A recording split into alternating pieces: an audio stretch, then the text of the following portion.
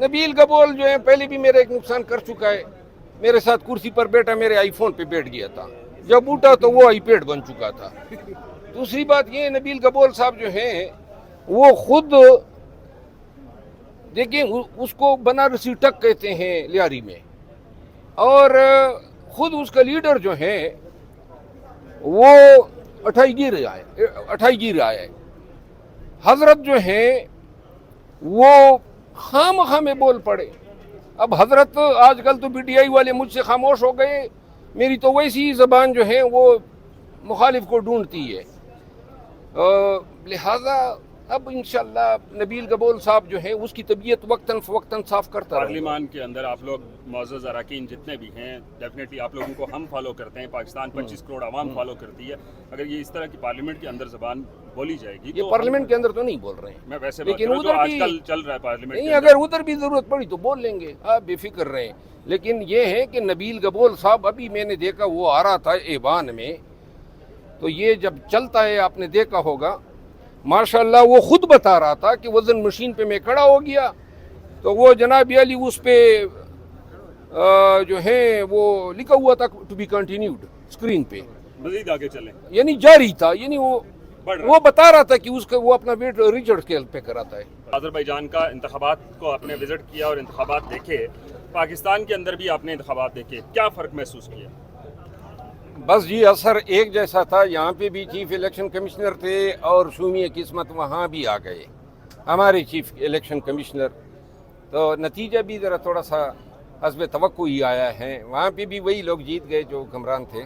اور chief election commissioner سے وہاں پہ کہیں ملاقات ہوئی؟ نہیں, بالکل بھی نہیں. مروت صاحب, ایک طرف نون لیگ کا اور دوسری جانب پی ٹی آئی کے کچھ ٹرولز سوشل میڈیا پہ آپ کے بارے میں ٹرولنگ کر رہے ہیں, جو دورہ آذربائیجان آپ کا تھا, کیا سمجھتے ہیں کہ اس طرح کی جو آپ کیونکہ پارلیمنٹرین ہیں کہیں بھی جا سکتے ہیں, کہیں بھی آبزرو کر سکتے ہیں, اس طرح کی ٹرولنگ ہونی چاہیے؟ دیکھیں میں سوشل میڈیا کے ان تمام لوگوں کو یہ کہنا چاہتا ہوں کہ یہ ٹرولنگ وہی لوگ کرتے ہیں جو نسلاً کمسل ہوتے ہیں. ٹھیک ہوگی, کوئی خاندانی شخص جو ہے غلط بات نہیں لکھ سکتا ہے. اور ایک بچی وہاں آئی اپنی ماں اور بھائی سمیت, اور اس نے کہا جی میں وہ لیول میں پڑھتی ہوں, عمرے سے وہ آئے تھے, اور میں نے اس کے ساتھ اس کی استدعا پہ ویڈیو بنائی, ابھی بچیاں کھڑی تھی آپ نے دیکھا. تو لہٰذا نون اور کچھ پی ٹی آئی کے جو دعوے کرتے ہیں کہ ان کے ساتھ ہیں وہ یہ ٹرولنگ کر رہے ہیں. بہرحال گرے ہوئے لوگ ہیں اور ایسے لوگوں کو کیا جواب دیں. سر پاکستان کے اندر فارم 47 کی پیداوار حکومت جس کو آپ کہتے ہیں, کیا آذربائیجان میں بھی فارم 47 کی کوئی باز گشت چلی یا ان لوگوں نے وہاں پہ بھی متعارف کرایا؟ دیکھو آذربائیجان کے حوالے سے کوئی بیان دینے سے میں نہیں چاہتا ہوں کہ ہمارے کوئی تعلقات پہ کوئی اثر پڑے, لیکن اس چیز پہ میں ضرور معترض ہوں کہ ہمارے چیف الیکشن کمشنر کو بلانے کا اور ان کے تجربے سے مستفید ہونے کی تک نہیں بنتی تھی. جو نتائج آئے ہیں بہرحال آذربائیجان کے لوگوں نے بڑی پیار محبت دی, وہاں بڑا اچھا ہمیں مہمان نوازی کی گئی.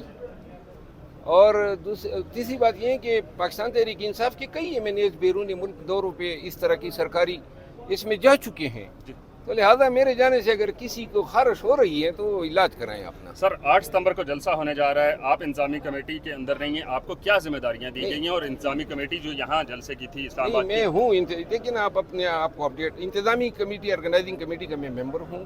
روزانہ رات کو ہمارا اجلاس ہوتا ہے, کل بھی ہمارا اجلاس ہوا, اور میری خواہش تھی کہ میں اسلام آباد اور پنڈی میں جو ہیں احتجاج کی قیادت کروں اور یہ ریلیز کو لیڈ کرتے ہوئے جلسہ گاہ پہنچوں. لیکن پنڈی اسلام آباد کی قیادت نے بھی اس دفعہ بڑی اچھی اور نیک آئند اور خوش آئند بات ہے کہ انہوں نے اب عزم کا اظہار کیا کہ ہم یہ خود کرنا چاہتے ہیں, اور جس کے بعد میں نے کہا پھر میں صدرن اضلاع کی جو ریلیز ہیں ان کو کی قیادت کروں گا. یہ 2 سالوں سے پاکستان میں ہر چیز کا معیار گرتا جا رہا ہے, سیاست کا بھی, قانون کی حکمرانی کا, بنیادی انسانی حقوق کا, امن کا, معیشت کا. کوئی ایک شعبہ زندگی ایسا نہیں رہا ہے جو تنزل پذیر نہ ہو. जब मेरिट नहीं होगा, कानून की पासदारी नहीं होगी, जब फेयरनेस नहीं होगी, इधर आप बगैर पार्टी के किसी को सेनेटर बनाएं, फिर पहले वजीर आला बनाया, फिर इलेक्शन का जो उन्होंने असर किया, इसके बाद जो है वजीर दाखिला बनाया, साथ में इंटरिम गवर्नमेंट ने पीसीबी का चेयरमैन बनाया। ये सारे मनासिब पर उनको जिम्मेदारी तफवीज़ देना, तो यही हाल है अमन का भी, यही क्रिकेट की जो सूरत हाल है, दिगरगू हैं, बदस्तूर तनज़्ज़ुली का शिकार हैं।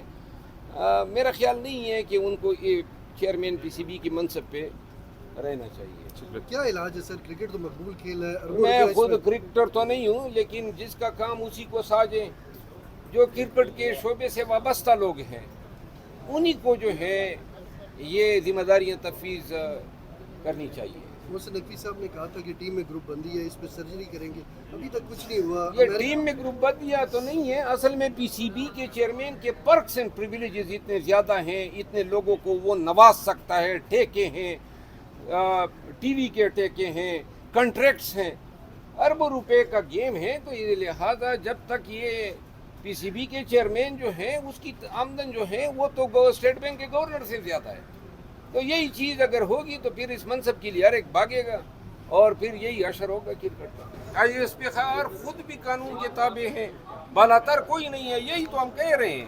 पाकिस्तान में कानून से बालातर किसी फर्द या इदारे को नहीं होना चाहिए।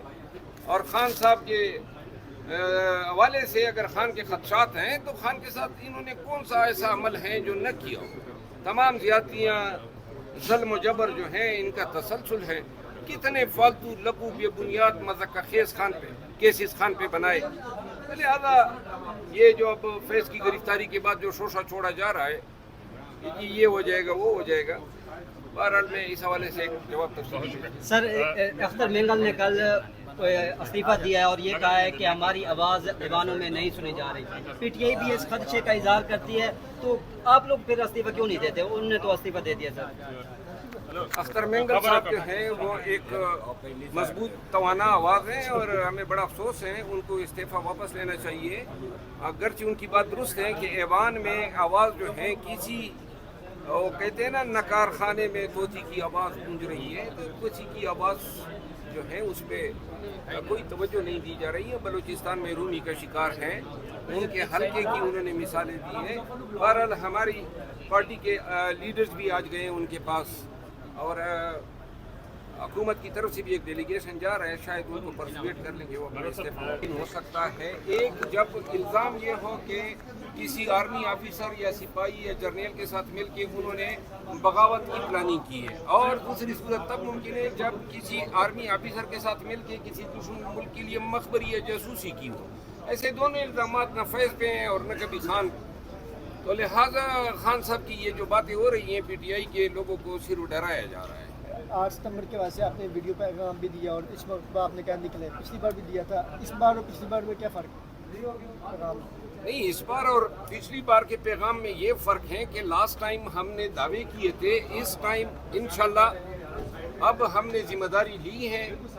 कल हमारी ऑर्गेनाइजिंग कमेटी का इजलास हुआ, जिसमें जो है मेरी ख्वाहिश तो ये थी कि इस्लामाबाद और पिंडी के रैली की क़ियादत करूं। अगर यहाँ पे रोड़े अटकाएँ तो नाके वगैरह और जाके जलसागाह तक मैं आवाम के काफ़िले ले जाऊं, लेकिन यहाँ पिंडी इस्लामाबाद की तरफ से शोएब शाहीन साहब और पिंडी की तरफ से तैमूर मलिक साहब ने कहा कि नहीं, इस दफ़ा वो अपना आज़म दिखाना चाहते हैं, तो लिहाजा बड़े ही बिरादराना माहौल में जो है वो फ़राइज़ उनको तफवीज़ हुए और मैं अब जो है सदर नज़ला की रैलियों की क़ियादत करता हुआ जलसागाह हूँगा। लास्ट में ये बताएं कि असद इकबाल ने फ्लोर ऑफ किया, उसमें कहा है कि एनआरओ मांग रहे हैं बानी पीटीआई और नवाज शरीफ साहब एनआरओ नहीं दे रहे थे, इस वजह से वो अपने कभी बयानात से यू टर्न ले रहे हैं, कभी क्या करें और कभी उनकी पार्टी में भी जो है तलफात चल रहे हैं, इस वजह से क्या करें?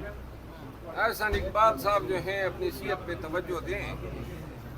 वो मम्मी 2 के वो मूवी नहीं है, वो ऐराम मिस्र में आपने देखे होंगे कि वो कब्रों से जो हैं मुर्दे खड़े हो जाते हैं। आजकल वो जब चलते फिरते हैं तो लगता है ऐराम मिस्र से निकल आए हैं। बाकी वो खान एनआरओ मांग रहा है, गलत बयानी है, कोई एनआरओ नहीं मांग रहा है। Thank you. सर एक क्वेश्चन है सर मैं पिछले कोई सर आपका इंतजार कर रहा हूँ